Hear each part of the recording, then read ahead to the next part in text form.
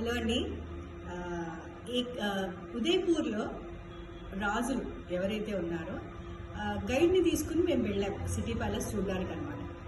మామూలుగా అయితే అందరం వెళ్తాము, అక్కడ గోడ మీద ఉన్నది చదువుతాము, ఆ చదివిన దానికి టైం ఎక్కువ తీసుకుంటూ మొత్తం ప్యాలెస్ అంతా తిరుగుతాం కదా. నాకెందుకు అనిపిస్తుంది ఆ చదివిన దానికంటే ఎవరైనా తెలిసిన వాళ్ళు చెప్పింది ఇంకా ఎక్కువగా చెప్తారు, బాగా చెప్తారు అనేది నా ఫీలింగ్. అందుకని ఎక్కడికి వెళ్ళినా ఒక గైడ్ని తీసుకుంటాను అనమాట.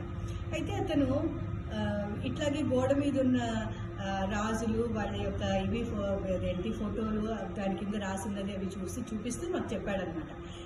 అన్ని రాజ్యాలలోనూ అన్ని రాజులకి అన్ని దేశాల రాజులకి, అప్పట్లో దేశాలే కదా, దేశాల రాజులకి మహారాజా అనేదే పేరు. ఇక్కడ మాత్రమే మహారాణా.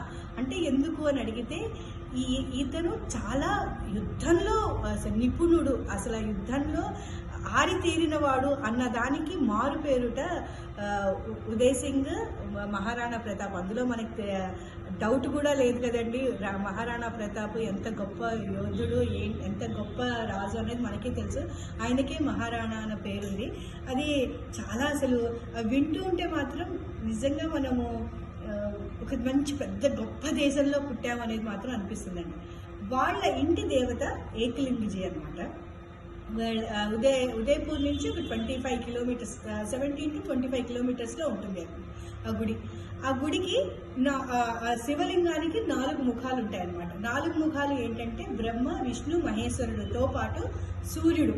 ఈ సూర్యుడు పైన మళ్ళా ఒక చిన్న శివలింగం. ఆ గుడి ఎంత పాతదో, ఎంత గొప్పగా ఉందో, అసలు దాని ఆర్కిటెక్చర్ ఉందండి, అద్భుతం.